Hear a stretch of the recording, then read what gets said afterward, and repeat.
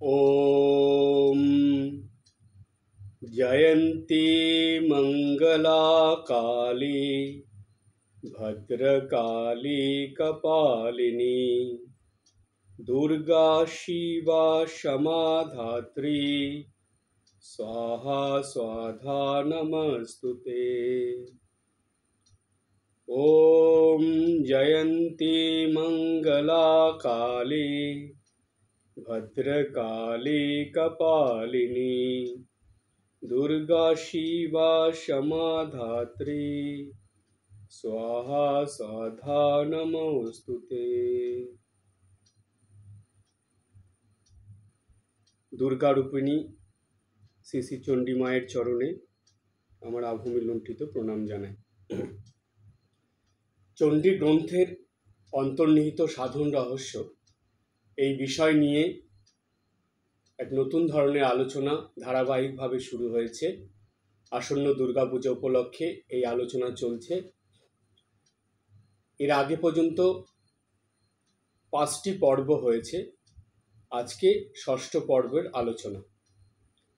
চণ্ডী গ্রন্থের মধ্যে 3টে ভাগ আমরা পাই। প্রথম ভাগে হলো প্রথম চরিত, দ্বিতীয় ভাগটাকে বলে দ্বিতীয় চরিত বা মধ্যম চরিত, এবং তৃতীয় ভাগটাকে বলা হয় উত্তর চরিত। তো আমাদের প্রথম ভাগের বা প্রথম চরিতের আলোচনা হয়েছে, যেখানে আমরা সাধনার প্রথম স্তর যেটা তামসিকতা দিয়ে, তামসিক ভাব দিয়ে শুরু হয়, সেই আলোচনার মধ্যে গিয়েছিলাম, সেটা সম্পূর্ণ হয়েছে। এরপরে দ্বিতীয় চরিত বা মধ্যম চরিতে আমরা সাধক তামসিকতা থেকে সাধনা করতে করতে রাজসিকতায় অর্থাৎ রাজসিক গুণে গিয়ে পৌঁছায়। তামসিক গুণ তার সেই সাধকের মধ্যে একজন যে চলে যায় তা না, তামসিক গুণও থাকে, কিন্তু সেটা কম পরিমাণে থাকে। তখন সাধকের মধ্যে রাজসিক গুণ অধিক পরিমাণে থাকে। সেই রাজসিক গুণ নিয়ে সাধক সাধনা শুরু করে, সাধনা করতে করতে এগিয়ে যায়। তো সেই সাধকের কেমন পরিণতি হয় রাজসিক গুণ নিয়ে সাধনা করলে, সেই কথাও আমরা এখানে আলোচনা করেছি। সেই আলোচনার সূত্র ধরে আজকে আমরা তৃতীয় চরিত বা উত্তর চরিতের আলোচনার মধ্যে যাব। আমরা মধ্যম চরিতের আলোচনা শেষে পেয়েছি যে মা মহিষাসুরকে বধ করলেন। মহিষাসুরকে বধ করে মা রয়েছেন, মাকে সব দেবদেবীরা এসে স্তব স্তুতি করলেন। এরপরে বেশ ভালোই চলছিল। হঠাৎ করে শুম্ভ নিশুম্ভ নামে 2 ভাই অর্থাৎ 2 অসুর, তারা স্বর্গ মর্ত পাতাল জয় করে নিজেদের আধিপত্য বিস্তার করল। এমনভাবে নিজেদের আধিপত্য বিস্তার করল যে সবাই তাদের ভয়ে তটস্থ হয়ে গেল। দেবতাদেরও স্বর্গ থেকে তারা বিতাড়িত করে দিল। দেবদেবীরা সবাই স্বর্গ থেকে বিতাড়িত হয়ে গেছে। আবার সবাই ব্রহ্মা বিষ্ণু মহেশ্বরের কাছে গেল। তাদের ব্রহ্মা বিষ্ণু মহেশ্বর বললেন, তোমরা দেবীর আরাধনা করো, দেবীর কাছে স্তব করো, প্রার্থনা করো। সব দেবদেবীরা মিলে করলেন। তখন একজন দেবী আসলেন। সেই দেবীর নাম হলো অপরাজিতা। এই অপরাজিতা দেবী আবির্ভূত হলেন। অপরাজিতা দেবী আবির্ভূত হয়ে তিনি চণ্ডীর রূপ নিলেন এবং সেখান থেকে এক নতুন দেবী সৃষ্টি হলো। সেই দেবীর নাম হলো কৌশিকী। এই কৌশিকী দেবী খুবই সুন্দরী। তিনি, তার চেহারার মধ্যে সৌন্দর্যের মধ্যেও একটা ভয়ঙ্কর রূপ আছে। এই রূপ নিয়ে সেই দেবী আবির্ভূত হলেন। আবির্ভূত হয়েই দেবী অট্টহাসি শুরু করলেন। শুম্ভ নিশুম্ভ তাদের কানে এই দেবীর অট্টহাসি গেল। সেই দেবীর যে কৌশিকী দেবী তিনি হিমালয়ে রয়েছেন, হিমালয় পাহাড়ে এক জায়গায় স্থান নিয়ে তিনি রয়েছেন। সেখানে শুম্ভ নিশুম্ভের দুই চেলা অর্থাৎ তার সেনাপতি চণ্ডমুণ্ড তারা সেই দেবীকে দেখলেন। দেখে তারা শুম্ভ নিশুম্ভকে গিয়ে বললেন যে এক অসাধারণ রূপবতী নারী হিমালয়ের এক জায়গায় অবস্থান করছেন। তো শুম্ভ নিশুম্ভ তো খুব লোভী ছিল, তো জাগতিক সব কিছু ভোগ করার জন্য তাদের মন সবসময় লালায়িত থাকতো। তাই যখনই সুন্দরী রমণীর কথা শুনতে পেল তখনই তাকে বিয়ে করার ইচ্ছা তাদের মনে জাগল। তো তখন এদিকে চণ্ডমুণ্ড বলল যে আপনারা যদি ওই দেবীর মতন বা ওই নারীর মতন এত সুন্দরী নারী এই ত্রিলোকে আর নেই, তো শুম্ভকে বলল আপনি যদি সেই নারীকে বিয়ে করেন তাহলে খুব ভালো হবে। তো শুম্ভ সেই কথা শুনে কি করলেন, তার প্রধান সেনাপতি সুগ্রীবকে পাঠালেন। সুগ্রীবকে বললেন যে তুমি যাও, গিয়ে সেই দেবীকে এই কথা জানাও যে অসুরদের রাজা শুম্ভ তিনি তাকে বিয়ে করতে চান।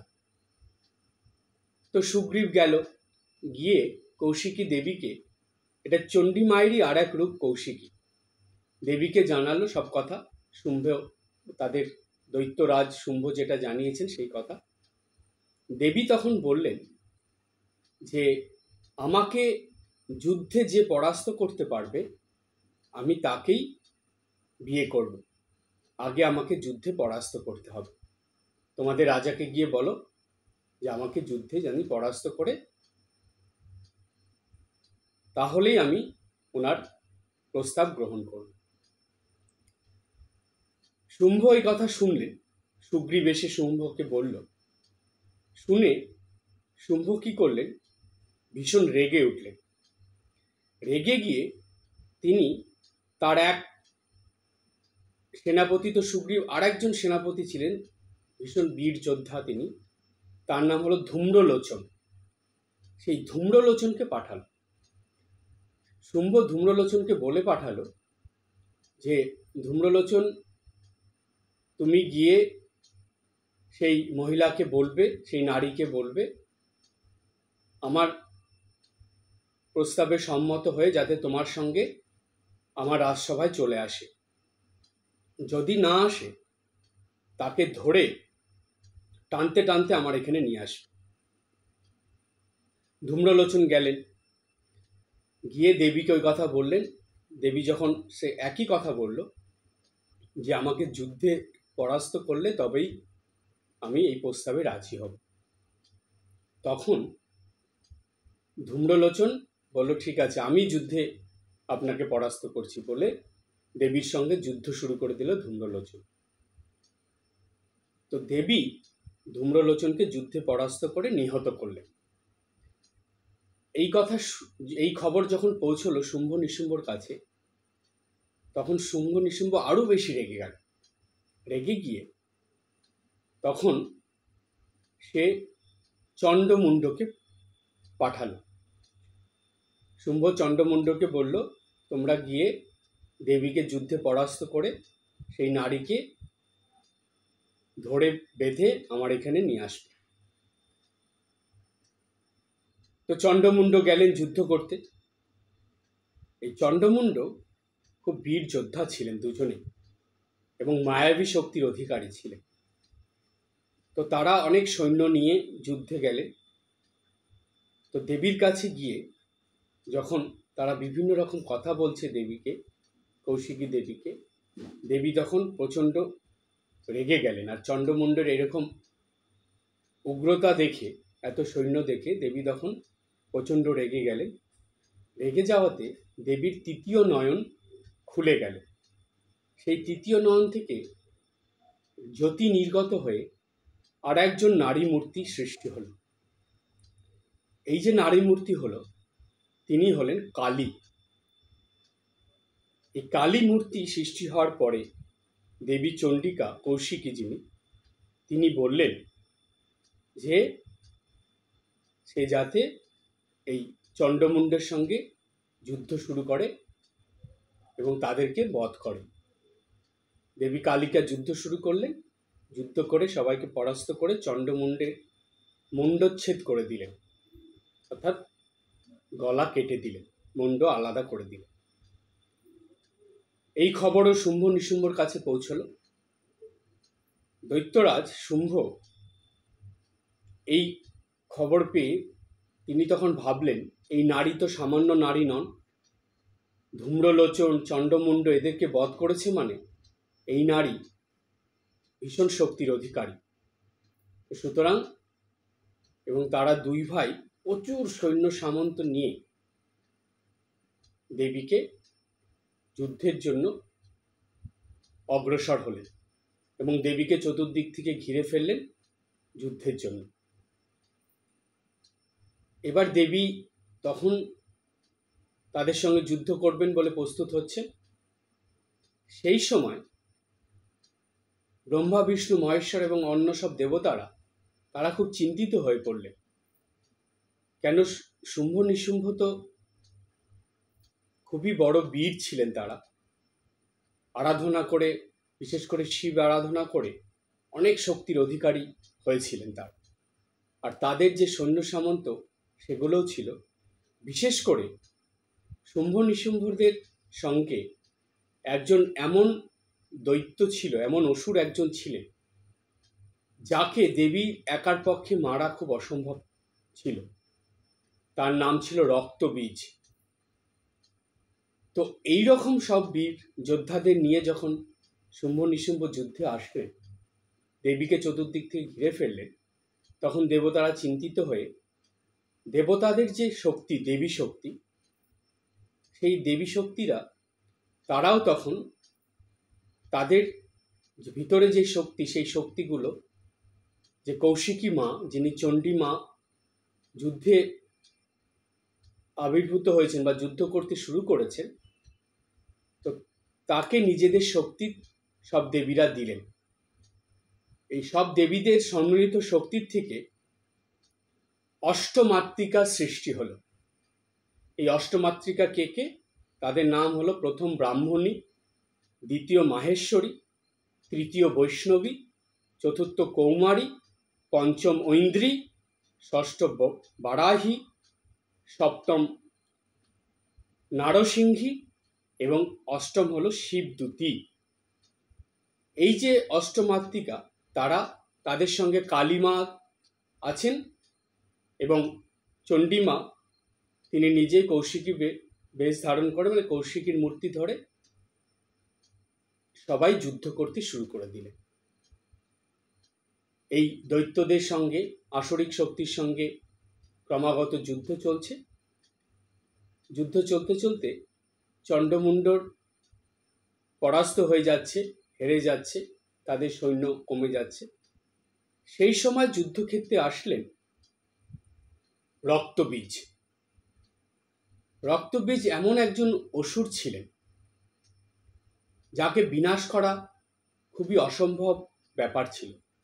কারণ রক্তবীজ আরাধনা করে এই শক্তি অর্জন করেছিলেন যে রক্তবীজের শরীর থেকে এক ফোঁটা রক্ত যদি ভূমিতে পতিত হয় বা ভূমিতে পড়ে, তাহলে আরেকটা রক্তবীজ সৃষ্টি হবে। যত ফোঁটা রক্ত তার ভূমিতে পড়বে তার শরীর থেকে, তত রক্তবীজ তৈরি হবে। সুতরাং তাকে বধ করা প্রায় অসম্ভব ব্যাপার। তখন দেবী যখন রক্তবীজের সঙ্গে যুদ্ধ শুরু করলেন, রক্তবীজকে যতই আঘাত করছেন তার শরীর থেকে রক্ত ভূমিতে, মাটিতে পতিত হচ্ছে এবং আরও রক্তবীজ সৃষ্টি হচ্ছে। তখন দেবী কি করলেন? মা কালীকে বললেন যে রক্তবীজকে যখন দেবী আঘাত করবেন, তখন তার শরীর থেকে যে রক্ত পতিত হবে সেটা যাতে ভূমিতে পতিত না হয়, সেই রক্ত জানি কালীমা সেটা পান করে। এবার রক্তবীজের সঙ্গে দেবীর যুদ্ধ শুরু হলো। দেবী যখন রক্তবীজকে আঘাত করছেন চণ্ডীমা, তখন তার রক্ত ভূমিতে পড়ছে না, কালী, সেই দেবী কালী গিয়ে সেই রক্তগুলোকে একটা পাত্রর মধ্যে নিচ্ছেন এবং সেটা পান করছেন। এইভাবে ধীরে ধীরে রক্তবীজ তার নিস্তেজ হয়ে গেল, তার শক্তি কমে গেল এবং একটা সময় মা কৌশিকী মা তাকে বধ করলেন, অর্থাৎ কালীর দ্বারাই রক্তবীজ বধ হলো, কালীমা বধ করে দিলেন। এবার কালীমা রক্তবীজকে বধ করে যখন কৌশিকী দেবীকে বা চণ্ডী দেবীকে এসে বললেন যে রক্তবীজ নিহত হয়েছে, বধ হয়ে গেছে, তখন দেবী খুব খুশি হলেন। খুশি হয়ে দেবী কালীকে বললেন, যেহেতু আপনি এই অসাধ্য সাধন করেছেন, এই উগ্র বেশ ধারণ করে এই অসম্ভব কাজ সম্ভব করেছেন, তাই আজকের থেকে বা এখন থেকে আপনার নাম হবে চণ্ডিকা। তো সেই জন্য কালীর আর এক নাম হলো চণ্ডিকা। এই চণ্ডিকা দেবী হলেন। এরপরে শুম্ভ নিশুম্ভ প্রায় শক্তিহীন হয়ে পড়ল, তবুও তারা যুদ্ধ করছে। সেই সময় দেবী কি করলেন, তাদেরকে নিহত করার আগে তিনি শিবকে বললেন যে হে মহাদেব, যেহেতু শুম্ভ নিশুম্ভ আপনার আরাধনা করেছে, তাই আপনি শুম্ভ নিশুম্ভকে বলুন যে তারা যেন এই স্বর্গলোক ছেড়ে তারা মর্তলোকে চলে যায় এবং সেখান থেকে জানি পাতাল লোকে প্রবেশ করে, তারা যেন স্বর্গলোক মর্তলোকে আর না থাকে। আপনি এই খবরটা বা এই সংবাদটা শুম্ভ নিশুম্ভকে জানিয়ে দিন। যেহেতু চণ্ডী মায়ের বা কৌশিকী মায়ের এই কথা শিবকে বলেছিলেন চণ্ডীমা, তাই শিব গিয়ে শুম্ভ নিশুম্ভকে সেই কথা বলল, কিন্তু তারা শুনল না সেটা। তারা তখন সেই কথায় আরো বেশি রেগে গিয়ে দেবীর সঙ্গে যুদ্ধ করার জন্য এগিয়ে আসে। দেবীর সঙ্গে যুদ্ধ হওয়ার আগে এই যে ঘটনাটা, দেবীর কথা শুনে শিব যে বলল, তাই তখন থেকে এই দেবীর আর এক নাম হলো শিবদূতী। শিবদূতী নামটা এই দেবীর নামের সঙ্গে যুক্ত হলো। তো তারপরে শুম্ভ নিশুম্ভর সঙ্গে যুদ্ধ হচ্ছে মায়ের, চণ্ডী মায়ের। যুদ্ধ করে করে দেবী কি করলেন, একটা সময় শুম্ভ আর নিশুম্ভকে বধ করে দিলেন। শুম্ভ নিশুম্ভ হত্যা হয়ে গেল। দেবী তখন শুম্ভ নিশুম্ভ তার খড়গ দিয়ে এদের মাথা কেটে দিলেন, অর্থাৎ তাদের মাথা ধড় থেকে আলাদা করে দিলেন। এরপরে এটা শুম্ভর যখন করেছেন, তখন এটা নিশুম্ভর মাথা কেটে দিলেন। শুম্ভ তখনও বেঁচে আছে। এবার শুম্ভ দেবীকে বলছেন যে আমি তো একা একা আপনার সঙ্গে যুদ্ধ করছি, আর আপনি এতজনকে নিয়ে এসেছেন, এতজন দেবীকে নিয়ে আমার সঙ্গে যুদ্ধ করছেন, এটা ঠিক কাজ হচ্ছে না, এটা আপনার অন্যায় হচ্ছে। তখন দেবী হাসলেন, হেসে বললেন যে যাদের এই যত রূপ দেখা যাচ্ছে, এরা কেউ আমার থেকে আলাদা নয়, এরা সবাই আমারই অংশ, আমারই রূপ।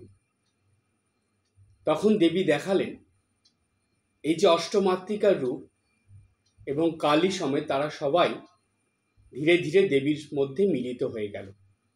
দেবী বললেন এরা সবাই আমারই রূপ, আমারই শক্তি, আমার থেকে সৃষ্টি হয়েছে এবং আমার মধ্যেই তারা সবাই মিলিত হয়ে গেল। তারপরে আবার শুম্ভের সঙ্গে দেবীর যুদ্ধ হলো। এবার দেবী একা একাই যুদ্ধ করছেন শুম্ভর সঙ্গে, ভীষণ যুদ্ধ হলো। তারপরে একটা সময় শুম্ভ আর পেরে উঠল না, শেষ পর্যন্ত মায়ের শূল তার বুকে বিঁধল, মা শুম্ভের বুকে শূল বিদ্ধ করে তাকে হত্যা করল বা শুম্ভের মৃত্যু হল। এরপরে আবার দেবতারা তাদের স্বর্গরাজ্য ফিরে পেল, স্বর্গমর্ত পাতালে আবার শান্তি স্থাপনা হল। এই কাজ দেবী করলেন। এটা ছিল চণ্ডীর উত্তর চরিতের ঘটনা, যেটা সংক্ষেপে এখানে বলা হলো। এখন প্রশ্ন হলো, এই ঘটনার মধ্যে আধ্যাত্মিক রহস্যটা কি আছে? এই যে চণ্ডীর উত্তর চরিতের যে ঘটনা বা বিষয়টা আলোচনা হলো, এর মধ্যে অন্তর্নিহিত আধ্যাত্মিক রহস্য আছে কি? উত্তর হলো হ্যাঁ, অবশ্যই আছে। আর সেটা কি, সেই আলোচনার মধ্যে আমরা এখন আসব। এই যে চণ্ডী গ্রন্থে উত্তর চরিতের ঘটনা সংক্ষেপে বলা হলো, এখানে আমরা বেশ কিছু নাম পেলাম। আগে এই নামগুলোকে দেখি। এই নামগুলো আমাদের এই সাধনার ক্ষেত্রে কিভাবে আসে সেটার মিলটা আমরা আগে খুঁজি। প্রথমে আমরা ধরব, মহিষাসুরের যখন বধ হলো, অর্থাৎ সাধক যখন তমগুণ অতিক্রম করে রজগুণে পৌঁছায়, তখন সাধনা করতে করতে তো সে রজগুণ লাভ করে। তো তার মধ্যে দুটো দিক থাকে। একটা হলো সেই যে সাধনার শক্তিতে সেই সাধকের মধ্যে যদি ভালো বা শুভ বুদ্ধির উদয় হয়, তার শক্তিগুলো যদি সে ভালো কাজে, শুভ কাজের মধ্যে লাগায় বা সেই কাজে ব্যবহার করে, তাহলে সেই সাধকের খুব তাড়াতাড়ি সিদ্ধি লাভ হয় বা খুব তাড়াতাড়ি সে পরের স্তরে, অর্থাৎ এর থেকেও উন্নত স্তর যেটা সাত্ত্বিক স্তর, সেইখানে সে পৌঁছে যায়। কিন্তু বেশিরভাগ ক্ষেত্রে কি হয়, রজগুণ লাভ করার পরে সেই সাধক সাধিকা বা সেই ভক্তের জীবনে যেই ভাবটা আসে, সেই ভাবটা রজগুণের সঙ্গে তমগুণ মিশ্রিত ভাব থাকে। কি হয়, সে তখন সেই শক্তি পেয়ে সেটাকে আর ভালো কাজে লাগানোর পরিবর্তে সে বিভিন্ন রকম খারাপ কিছুর মধ্যে সেই শক্তি ব্যবহার করতে শুরু করে। যার ফলে কি হয়, তার সেই আধ্যাত্মিক শক্তি নষ্ট হয়ে সে বিনাশপ্রাপ্ত হয়। জীবনে দুঃখ, কষ্ট, যন্ত্রণা, আঘাত আসে, সে ধীরে ধীরে তার জীবনটাই নষ্ট হয়ে যায়, যেটা মহিষাসুরের হয়েছিল। এবার রজগুণ থেকে সত্যগুণে যাওয়ার পথে বাধাগুলো কি কি, সেই বাধাগুলোর কথা আমরা এখানে পাচ্ছি। সবার প্রথমে আমরা নাম পেলাম শুম্ভ নিশুম্ভ। এই শুম্ভ নিশুম্ভ কিসের প্রতীক জানেন? এই শুম্ভ নিশুম্ভ হলো অহংকার ও স্বার্থপরতার প্রতীক। শুম্ভ নিশুম্ভ, অহংকার, স্বার্থপরতা। দেখবেন যখন এই মানুষের মধ্যে সাধারণের থেকে একটু অসাধারণ শক্তি চলে আসে, যেটা মানুষ দীর্ঘদিন সাধন ভজন করে এই শক্তিটা অর্জন করে, সেই শক্তি লাভের পর সে যখন অসাধারণ কাজ কিছু করতে শুরু করে, সেই সময় সেই সাধক সাধিকা বা ভক্তের মনে এই অহংকার এবং সেই সঙ্গে স্বার্থপরতা, এই দুটোর আবির্ভাব হয়। তাই এই দুটো হলো শুম্ভ এবং নিশুম্ভ। এরপরে আসছে, আমরা পাই চণ্ড এবং মুণ্ডের নাম। চণ্ডমুণ্ড কি? বলছি চণ্ডমুণ্ড হলো লোভ ও লালসার প্রতীক। চণ্ড হলো লোভ এবং মুণ্ড হলো ভোগ লালসা। তখন কি হয়, এই সাধন জীবনে কিছু লোভ এবং ভোগ লালসা চলে আসে। তখন সেই সাধক কোথায় এগুলো ত্যাগ করে সেই সাধক সাধিকা বা ভক্ত ক্রমাগত এগিয়ে যাবে, তা না করে এই জাগতিক লোভ লালসা ভোগ সুখের মধ্যে নিজেকে আবদ্ধ করে ফেলে। এরপর আসে সুগ্রীব। এই সুগ্রীবকে বলছে সুগ্রীব হলো ইন্দ্রিয়ের যে পঞ্চ ইন্দ্রিয় আছে তার প্রতীক। এই যে সাধকের মনে বা সাধক সাধিকা ভক্তের মনে যে লোভ লালসাগুলো আসছে, ভোগ সুখের যে প্রলোভনগুলো আসছে, এগুলো কিভাবে আসছে? সেগুলো ইন্দ্রিয়ের সাহায্যে আসছে। ইন্দ্রিয়র দ্বারা সেগুলো তার মনে উদয় হচ্ছে। সেই জন্য এই সুগ্রীব হলো সেই ইন্দ্রিয়গুলোর প্রতীক। এরপরে নাম পাচ্ছি আমরা ধূম্রলোচন। ধূম্রলোচনকে বলছি, ধূম্রলোচন হলো, ধূম্রলোচন কথার মানে হলো যার দৃষ্টি আবছা হয়ে গেছে। যেমন যখন ধূম্র মানে হলো ধূমা, যেখানে ধূমা হয় সেখানে যেমন ভালো করে কিছু দেখা যায় না, বোঝা যায় না, ঠিক তেমনি সাধকের মধ্যে যখন এই অহংকার, স্বার্থপরতা, লোভ লালসা এগুলো সাধকের মনে যখন আবির্ভূত হয়, প্রকাশিত হয়, তখন সেই সাধক সে ভালো মন্দ বুঝতে পারে না। পাপ পুণ্য সেই বিচার ক্ষমতা সে হারিয়ে ফেলে। কোনটা ঠিক কোনটা ভুল এটা তার কাছে তখন ধরা পড়ে না। সে তখন ভাবে সে যেটা করছে সেটাই ঠিক, অন্য কিছু বা অন্য যারা বলছে সেগুলো ভুল। তখন তার দৃষ্টি আবছা হয়ে যায়, সে তখন সত্য কিছু দেখতে পারে না। সেই হলো ধূম্রলোচন। এরপরে আর একজনের নাম পাই আমরা, সে কে? তার নাম হলো রক্তবীজ। এই রক্তবীজ কি, কিসের প্রতীক? বলছে মনের ভিতরে আসা ছোট ছোট কামনা বাসনার প্রতীক হলো এই রক্তবীজ।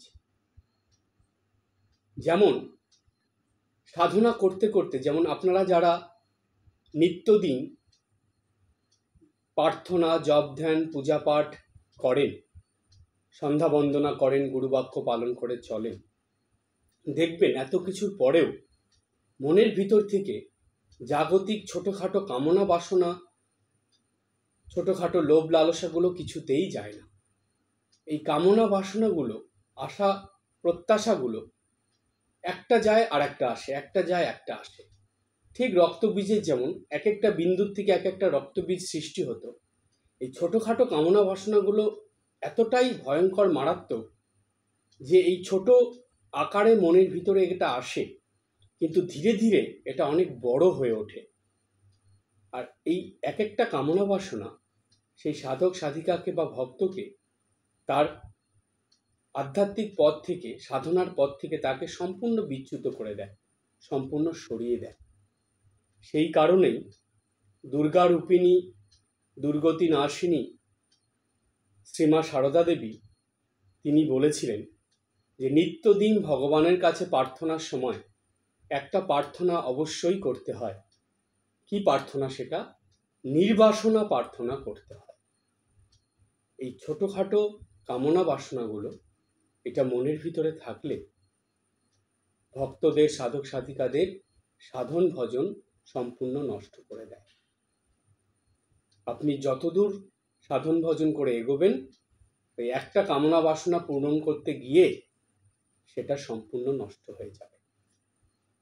তাই আপনারা নিত্যদিন যখন প্রার্থনা করেন, একদম শুধু মুখের কথাই নয়, অন্তর থেকে শ্রীমা সারদা দেবীর কাছেই প্রার্থনা করবেন, যাতে আমাদের মন ধীরে ধীরে বাসনা শূন্য হয়ে যায়। কোনো রকম জাগতিক বাসনা যাতে মনের ভিতরে না আসে। কাউকে বলার দরকার নেই, মনে মনে এটা সবসময় ভাববেন, আমার জাগতিক কিছু চাই না, আমার যদি কিছু পেতে হয় আমি পারমার্থিক কিছু চাই। আমি ঠাকুর মাকে চাই, শ্রী শ্রী ঠাকুর, শ্রীমা সারদা দেবী, তাদেরকে চাই, গুরুদেবের কাছে যেতে চাই, রামকৃষ্ণ লোকে, সারদা লোকে যেতে চাই, আমি জাগতিক কিচ্ছু চাই না। এইরকম মনোভাব তৈরি করুন তো, দেখুন নির্বাসনা হয় কিনা মন। অবশ্যই হবে। জাগতিক জিনিস জানেন, আপনি যদি ঠিকভাবে সাধন ভজন করেন, আধ্যাত্মিক জীবন যাপন করেন, আপনি না চাইতেও পাবেন। যাদের সাধন ভজন করছেন, যেসব দেবদেবীকে সাধনা, আরাধনা, পূজা পাঠ করছেন, তারাই আপনার যা প্রয়োজন সব জোগাড় করে দেবে। সেটা চাইতে হবে না, তারাই সেটা দেবে। ভগবান গীতাতে বললেন, ভগবান কি মিথ্যা কথা বলেছিলেন? ভগবান গীতাতে বললেন, আমার ভক্তের যা দরকার সেটা আমি নিজেই বহন করে তার কাছে এনে দিই। এটা তো মিথ্যা কথা নয়। যারা ঠিক ঠিক সাধন ভজন করে, ঠিক ঠিক ভগবানের প্রতি যাদের ভালোবাসা আসে, সেই সব সাধক সাধিকা ভক্তদের কোনো কিছুর জন্য ভাবতে হয় না। সেই দেবদেবীরা ঠিক সেগুলো সব জোগাড় করে দেয়, দেবেই। প্রয়োজন যতটুক ঠিক সেটা আপনি পেয়ে যাবেন। সুতরাং জাগতিক কি চাইবেন আপনি? চাইলে তো কম পড়ে যায়। যদি চাইতে হয় পারমার্থিক কিছু চান, যদি চাইতে হয় তাদের সঙ্গ চান, তাদের কাছে তাদের চরণতলে থাকার জন্য প্রার্থনা করুন। রামকৃষ্ণ লোকে সারদা লোকে ঠাকুরের কাছে মায়ের কাছে থাকার জন্য বলুন। থাকতে চান তাদের কাছে, তাদের কাছে চিরদিনের জন্য স্থান পাওয়ার জন্য প্রার্থনা করুন, তাদের সঙ্গে থাকার জন্য প্রার্থনা করুন। এটাই তো আমাদের হওয়া উচিত। এই মানব জীবনে শুধু জাগতিক জিনিস চাইতে চাইতে জীবন শেষ। জন্ম নিলাম, জাগতিক ভোগ সুখের মধ্যে নিজের জীবনকে অতিবাহিত করে দিলাম, লোভ লালসা প্রলোভন কামনা বাসনা দিয়েই একটা অমূল্য জীবন নষ্ট করে দিলাম। এর জন্যই কি আমরা এই পৃথিবীতে এসেছি? এর জন্যই কি আমরা দীক্ষা নিয়েছিলাম? কি অর্থ থাকলো আমাদের মানব জীবনে? কি চাই একটা মানুষের জাগতিক? এত কেন চাওয়া পাওয়া, এত কেন দরকার? একটা মানুষের নিজের জীবন ধারণের জন্য কতটুক জিনিস দরকার বলুন? আপনারা একটা কথা মনে রাখবেন, খুব ভালো করে চিন্তা করে দেখবেন। ভীষণ প্র্যাকটিক্যাল কথা একটা বলছি আপনাদের। আপনারা একটু ভালো করে চিন্তা করে দেখবেন তো, আপনার নিজের জন্য যতটুক প্রয়োজন তার থেকে অনেক বেশি কিছু আপনার কাছে আছে। ভালো করে দেখবেন, কম নেই, বরঞ্চ আপনার প্রয়োজনের অতিরিক্তই আপনার কাছে আছে। আপনি সেগুলো সব ব্যবহার করছেন না। আপনি সেগুলোকে জমিয়ে রেখে রেখে দিনের পর দিন ঘর ভরে রেখেছেন, সেই জিনিসগুলোকে নষ্ট করছেন। অপরকে সেগুলো ব্যবহারের থেকে আপনি বঞ্চিত করে দিচ্ছেন। এক রকমের পাপ করছেন আপনি, একটা অপরাধ করছেন আপনি। জানবেন, নিজের প্রয়োজনের অতিরিক্ত জিনিস সঞ্চয় করে রাখা, জমিয়ে রাখাই হলো অপরাধ। কেন? আপনি সেইগুলোর থেকে অপরকে বঞ্চিত করে দিচ্ছেন।